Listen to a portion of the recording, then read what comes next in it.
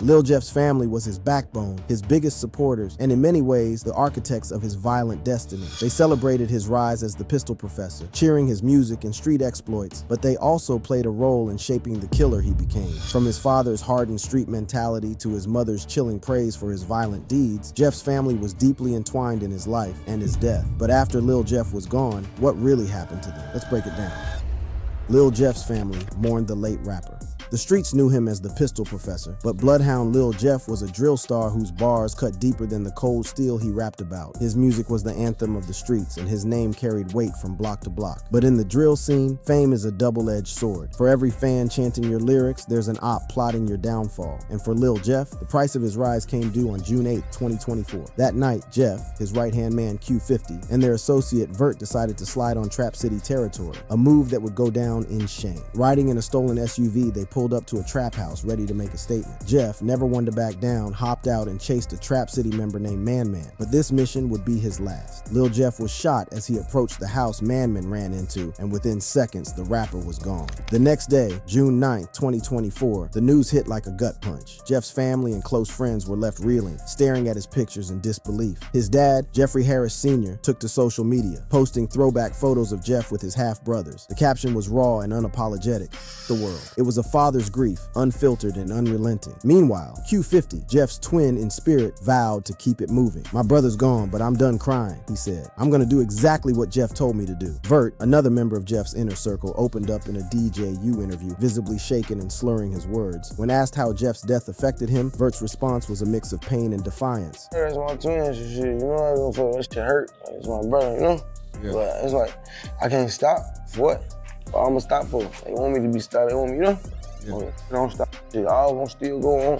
Better gonna live through us. The streets mourned, but they also prepared for war. A vigil and balloon release were held in Jeff's honor, a bittersweet tribute to a life cut short. The next day, a Bloodhound member took to social media, claiming that even the ops saluted Jeff for the work he put in on the streets. But respect didn't mean peace. The post hinted at revenge, a promise that Jeff's death wouldn't go unanswered. Jeff's dad doubled down on the ominous tone with a haunting Facebook post. "Let it be known, y'all didn't get him. He came trying to get y'all. And what happened, happened. But the saga continues. Clear the streets." The post sparked mixed reactions. Some praised his raw honesty, while others called him out for talking about his son like he was just another homie in the game. Critics branded him a goofy who failed his child. But in the streets, loyalty often blurs the lines between family and brotherhood. By June 22nd, Lil Jeff's funeral was in full swing. The service was a mix of grief, celebration, and chaos. Images of the flower arrangements, funeral program, and Jeff in his casket flooded social media. His girlfriend Peyton paid tribute with a heartfelt flower arrangement, dropping the Y in front of his name, a subtle nod to their bond. A moving tribute was read, detailing Jeff's life beyond the headlines. The tribute painted a picture of a young man who loved basketball, video games, and his family. It spoke of his generosity, his humor, and his passion for music. But it also hinted at the duality of his life, a life that ended too soon on June 8, 2024. The funeral wasn't without drama. Clips circulated online of a fight breaking out between women at the service, rumored to be Jeff's girlfriend and a side chick. It was a messy reminder that even in death, the streets don't stop, and the streets didn't stop. A mural honoring Jeff was quickly defaced by Hray Mob members, who recorded themselves destroying it. The disrespect didn't go unanswered. Within 3 hours, 2 Hray Mob members were shot in retaliation. The cycle of violence continued, a grim reminder that Jeff's death was just another chapter in an ongoing saga. But as the family mourned, a deeper truth laid in the background. While they grieved the loss of their son, brother, and friend, many couldn't escape the role they played in shaping the man Jeff became. His father's hardened street mentality, his brother's influence, and the family's collective inaction in steering him away from the life all contributed to the path he walked. The same hands that laid flowers on his casket were the ones that, indirectly, helped mold him into the killer the streets feared. How Lil Jeff's family influenced his street nature.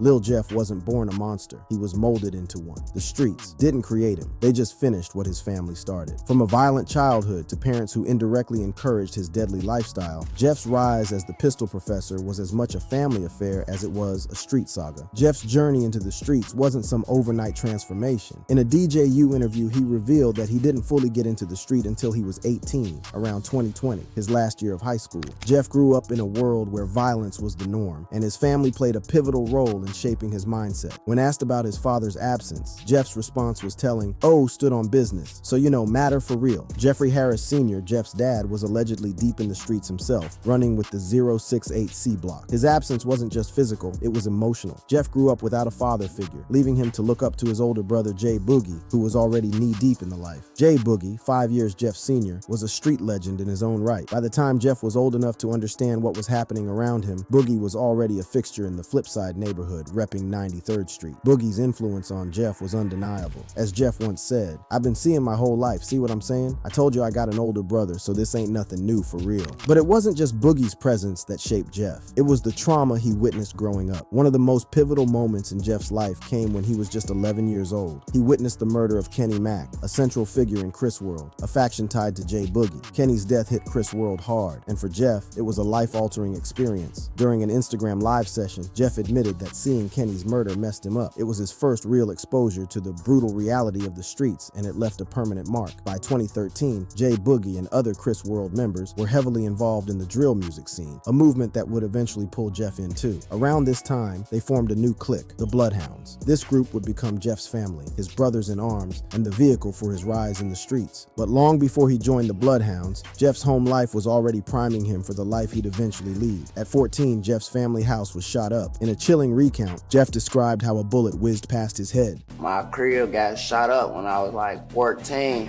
I was some stupid ass. The bullet that flew like right past my face. They had shot the back and the front. Then they blew the car and set that on fire.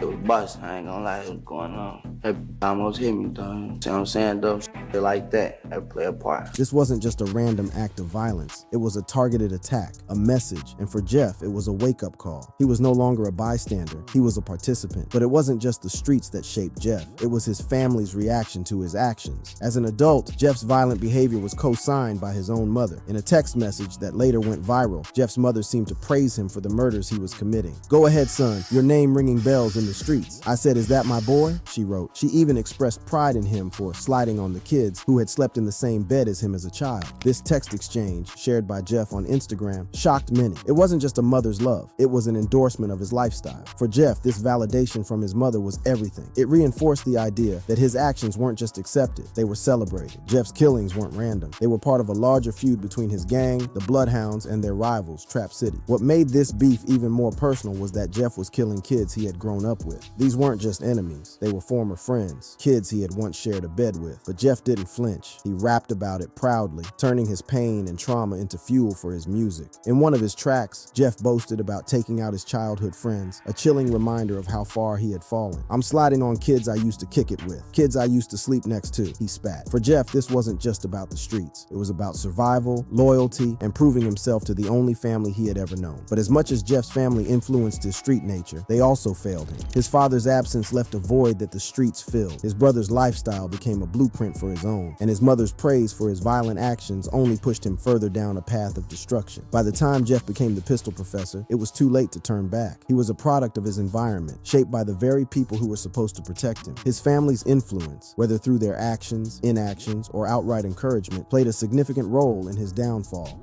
Circumstances surrounding Lil Jeff's death.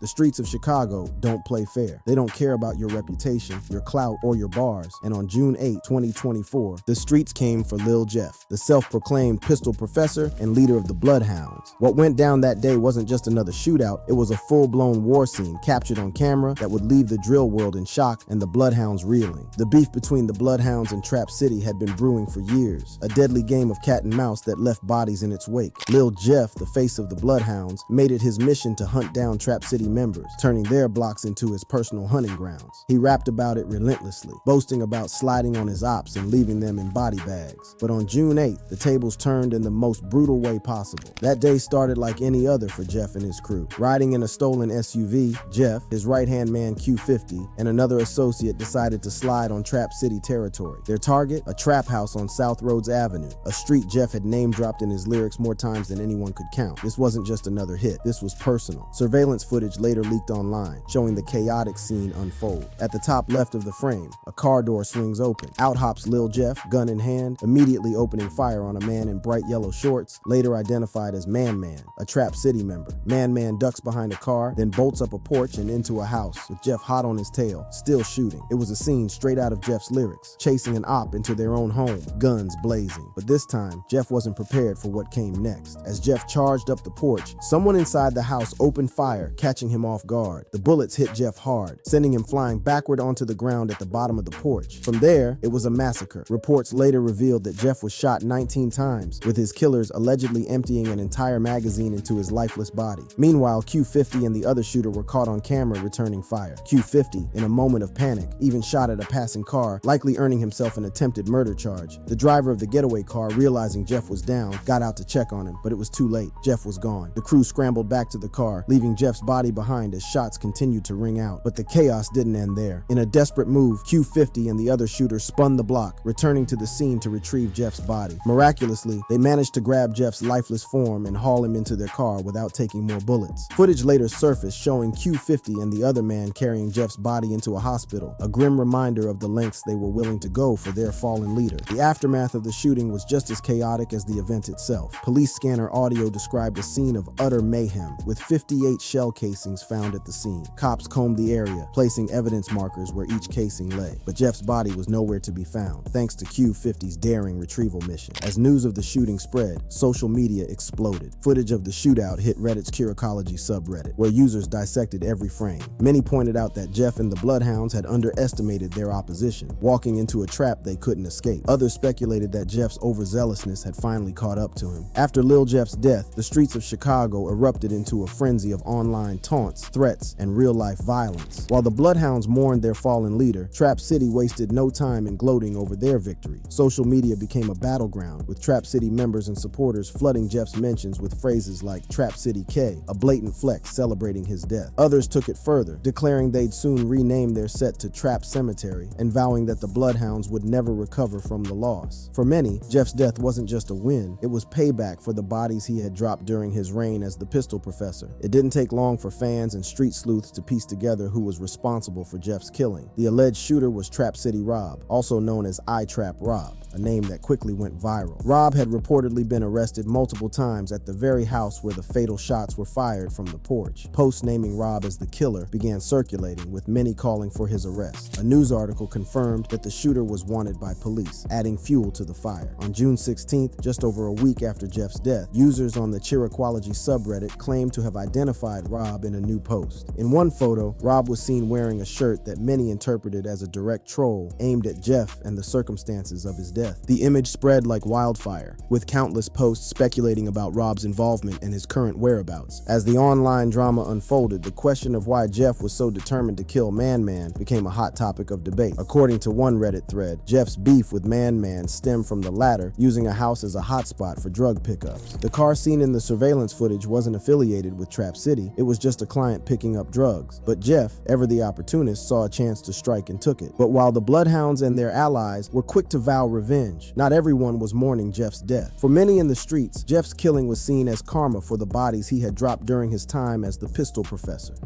Lil Jeff's murderous streak. By the time of his death in June 2024, Jeff had allegedly built a reputation as one of the most feared shooters in Chicago's drill scene. His rumored body count was staggering, with names like Rob, Monty, Leal, Gutta from Hit Squad, Slide, Clay, Boogie from 95, and Baby KD all linked to him. Whether these claims were fact or fiction, one thing was clear. Jeff's legacy was as much about violence as it was about music. Jeff's alleged involvement in violent crimes dates back to when he was just 12 years old. In September 2014, an 18-year-old named Kamal Burton, also known as Molly Ma, was shot and killed in the far south side of Chicago. Molly Ma was reportedly affiliated with the Hray Mob, a rival set, and rumors swirled that Jeff, despite his young age, was responsible. At the time, Jeff was a scrawny kid with dreams of playing basketball, making the idea of him being a killer seem far-fetched. But in the streets, where survival often means growing up too fast, nothing is impossible. As Jeff grew older, so did his alleged body count. One of the more obscure names tied to him is Ronnie L. Sear Jr., also known as Lil Gutta, an alleged member member of the Crew Hit Squad. Gutter was killed in May 2021, around the same time Jeff and the Bloodhounds were rumored to be behind several other murders. While concrete evidence linking Jeff to Gutter's death is scarce, the streets whispered his name nonetheless. Another name often mentioned in connection to Jeff is Roger Lewis, also known as Black, a 33-year-old OG from the Evans mob. Black was shot dead in a drive-by in March 2022. However, the alleged killer was already charged and is serving a sentence for the murder, casting doubt on Jeff's involvement. Still, the rumors persisted, adding to Jeff's growing legend. In 2022, Jeff reportedly lost someone close to him, Jamarian Lawston, also known as JMOE, who was allegedly part of the 066079 Alliance. Some believe Jay's murder was the catalyst that pushed Jeff deeper into the life, motivating him to seek revenge. Jeff and the Bloodhounds referenced Jay's death in their music, further fueling speculation about his role in the streets. But it was in 2023 that Jeff's alleged murderous streak truly began to take shape. Following the death of Z Money in March 2023, Jeff's name became tied to a string of killings. One of the first alleged victims was Pierre Booza Jr., also known as Lil Pooh, a young man from Jeff's old stomping grounds in the Flipside set. Pooh was reportedly affiliated with Trap City, making him a prime target for Jeff and the Bloodhounds. Jeff didn't shy away from taking credit for Pooh's death. On April 9, 2024, French Chicago drill official Yardo Squid Ape made a tribute post to Pooh on Instagram. The post quickly filled with comments mocking Pooh's death, and Jeff himself chimed in, claiming Pooh had been dissing Z Money. It was a chilling admission, one that added weight to the rumors surrounding Jeff's involvement. One of the most high-profile killings linked to Jeff was the murder of Jaleel Goins, also known as Leal, a Trap City member. On June 25, 2023, Leal was sitting in a parked rideshare car in the Little Italy neighborhood near the University of Illinois Chicago campus. Despite being one of the safest areas in the city, Leal was shot multiple times through the rear passenger window. The driver rushed him to the hospital, but it was too late. Leal was pronounced dead on arrival. The timing of Leal's death was particularly striking. The very next day, Jeff, along with JB and Q50, dropped their remix to Lil YT's popular track Coffin. The music video, which had been filmed earlier, began with Q50 showing an old video of Z Money to the camera. The title of the track and the timing of its release seemed like a deliberate nod to Leal's murder, further cementing Jeff's reputation as a killer. But Jeff's alleged violence wasn't confined to Chicago. Rumors swirled about him carrying out contract killings in Milwaukee, with photos of Jeff alongside alleged local gang members circulating online. Lyrics in Bloodhound songs hinted at hits across state lines, though concrete evidence remained elusive. What set Jeff apart wasn't just the number of bodies tied to his name, it was his attitude toward violence. For Jeff, killing wasn't just a means to an end, it was a game. In one viral video, Jeff is seen sitting in a car joking with a friend before suddenly pulling out a gun and pointing it at someone in the neighborhood. The person, seeing the gun, runs away, but Jeff's laughter and casual demeanor shocked viewers. On Reddit, fans couldn't believe how lightly Jeff took killing, but for those who knew the drill scene and its history, Jeff's casual attitude toward violence wasn't entirely surprising. After all, his idol was none other than King Von, a rapper whose legacy was as much about bodies as it was about bars. King Von, born Davon Daquan Bennett on August 9, 1994, emerged as one of the most feared figures from Chicago's South Side. Like Jeff, Von wasn't just spitting bars, he was a straight-up product of the streets. This dude rose to fame not just cause he could rap, but cause he had a rep as a stone-cold killer. Von's whole life and career were like a blueprint for what it meant to be a drill artist in Chicago. It wasn't just about the music, it was about raw talent, street cred, and that unflinching willingness to spill blood. Von's rep as a killer wasn't just talk, it was built on bodies. On October 14, 2012, Von allegedly caught Model McCambry and his cousin slipping while they were on their way to meet a girl. Modell didn't make it, and his cousin got hit too. That was one of the first moves that put Von on the map as a dangerous figure in Chicago's South Side. But Von wasn't done. Less than a month later, on October 29, 2012, he was suspected of taking out Derek P5 Johnson right outside his own crib. P5 was a big name in the streets, and his death sent shockwaves through the hood. Then in 2014, Von allegedly caught up with Jakira Barnes, a 17-year-old girl who was rumored to be tied to the murders of some O-Block members. Jakira had her own history of violence, but that didn't save her. She was gunned down in the Woodlawn neighborhood, shot multiple times. These weren't just random hits. They were calculated moves that cemented Von's rep as a killer long before he blew up in the rap game. But Von's story didn't end with fame and fortune. Just like Jeff, his life got cut short in the most violent way possible. On November 6, 2020, Von was caught in a fight outside a nightclub in Atlanta. Shots rang out, and just like that, Von was gone. For Jeff, Von wasn't just an idol, he was the standard. Jeff wanted that same legacy, a mix of respect, fear, and infamy. He wanted to be remembered as a killer who could rap, not just a rapper who talked about killing. And in the end, Jeff got what he wanted. But like Von, he paid the ultimate price. Jeff wanted that same legacy. He wanted to be remembered as a killer, a rapper, and a legend. And in many many ways, he succeeded. For more content like this, click on the videos showing on your screen now.